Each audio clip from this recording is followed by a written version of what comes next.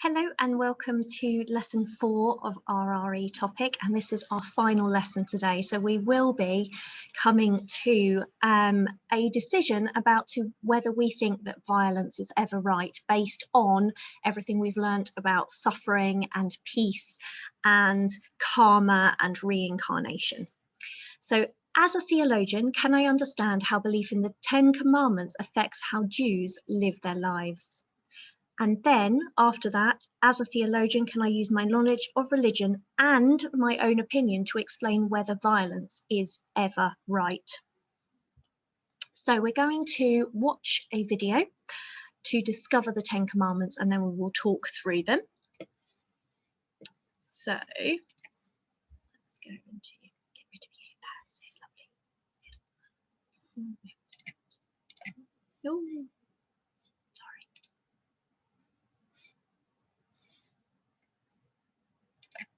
Here we go. Got there eventually.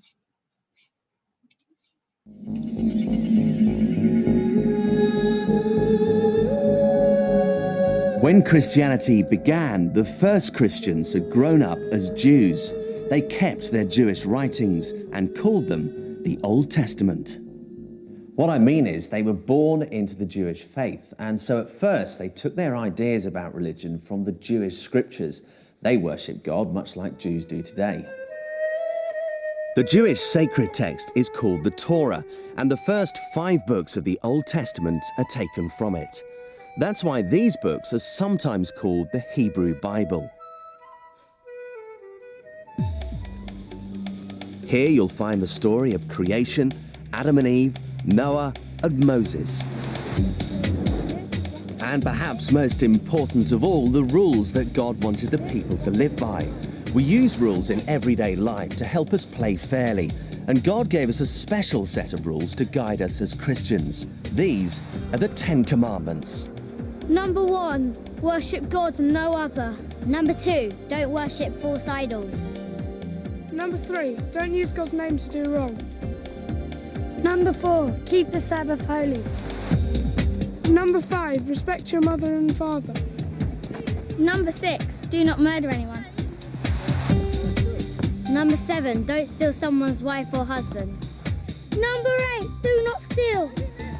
Number 9, don't tell lies about anyone. Number 10, don't want anything that belongs to others.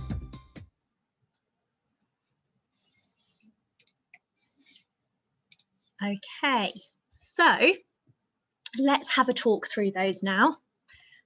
So worship God and no other.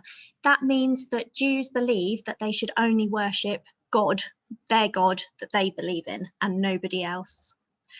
Don't worship false idols is sort of a repeat of number 1, but it's also making false representations of God. So we don't know what he looks like, so we shouldn't be making images of him and worshipping them. We should worship God through prayer and other ways, not by making images of him. Don't use God's name to do wrong. So don't say, oh, it's okay for me to do this because in the Bible it says that. So God's name should not be used to do anything wrong, to take a bad action.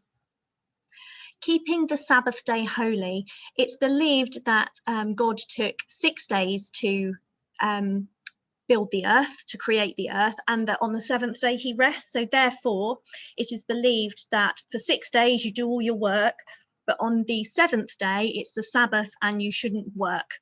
Everybody should have the day off, basically. You should respect your mother and father. That's fairly simple. That's something we should all do. Respect our elders and do as they ask. Do not murder anyone. I think that's fairly self-explanatory. Don't steal someone's wife or husband, even if you think they're wonderful. They're not yours. Do not steal anything. Do not take something that isn't yours. Don't tell lies about anybody. And don't want anything that belongs to others. I'm already starting to see the links with Buddhism and the Four Noble Truths. That last one, thinking about the craving of something that somebody else has, and that that we suffer because we're craving things that we can't have. We should also see some links to the Buddhist 5 precepts. So let's remind ourselves of those. So to avoid harming living things, that links back here to do not murder anybody. To take only when offered, so no stealing, that's mentioned in the 10 Commandments. To avoid improper sexual misconduct, so the unwanted touching, that links with not stealing someone's wife or husband. To not lie and gossip about somebody, do not lie is in there, and to avoid alcohol and drugs we've talked about before.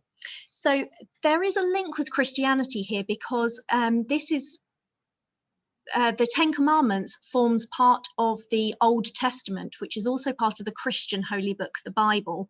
So many Christians also follow these 10 Commandments. And I think it would be true to say that a lot of these commandments kind of form part of the laws of our society in most countries. So do not murder, for example, do not steal. They're all part of the laws of the countries, and also part of our moral code about lying and things like that. So although it's not against the law to tell a lie, unless you're in court, obviously, it's frowned upon to tell a lie. We believe that it's wrong to tell a lie. So there's these 10 Commandments linked to what we feel about actions within society. So our big question, is violence ever right? So I want you to think about, are there any situations in which you think violence would be the right reaction? I've got some examples here of situations. These, obviously, there are many, many situations out there. Some of them are small situations that actually we could say, no, it isn't right, there's a way around it. But are there times when actually there is no choice but violence? Someone bumps into you on the playground. Someone calls you names repeatedly. We'd refer to that as bullying because it's something that's happening many times. When angry, someone hurts you. Someone upsets, threatens, or hurts someone you care about. I think sometimes that's even more difficult to deal with than if somebody does it to you. I think sometimes we're more protective of those we care about than we are of ourselves. Or someone steals something from you. So do you think violence is okay in these situations? And what about if your country is at war? Is violence okay when you're at war, either from somebody who is a civilian, just a normal person like you or I, or if you're in the army? Is it okay because you're following an order? Does that make it right? Now, I'm not saying that it is or it isn't. And I think it's a really good idea if you've got the opportunity to talk about it with people at home. I think that is a really good idea because it's something that we would discuss quite a lot in class. But what we must make sure that we're doing is that we're respecting each other's opinions and that we are giving reasons for what we think. But we don't laugh at anybody and we don't tell anybody they're wrong. We might just come up with arguments against what they're saying, but keeping nice and calm and sharing our ideas. So your challenge levels for the task today. Bronze, I can answer a question referring to one of the religions we have learned about. So we've learned about Judaism today. We've learned about Buddhism with the Four Noble Truths, and we've learned about the Eightfold Path and the 5 precepts for Buddhism. So we've done quite a lot around Buddhism.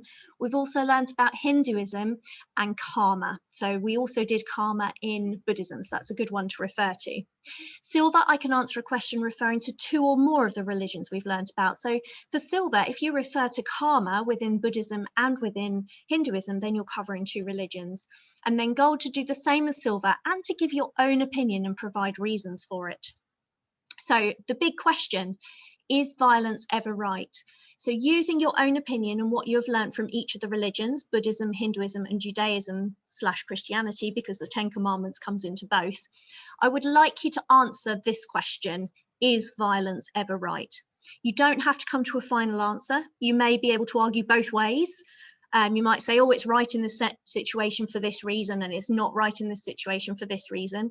Or you may feel very strongly one way or other about this, either that it's right or that it isn't. I'd love you to talk it through with people at home. It's a great subject to discuss and to debate. And I look forward to seeing what you think and how you can link it to what you've learned about Buddhism, Hinduism, and Judaism. And I hope you've enjoyed this topic.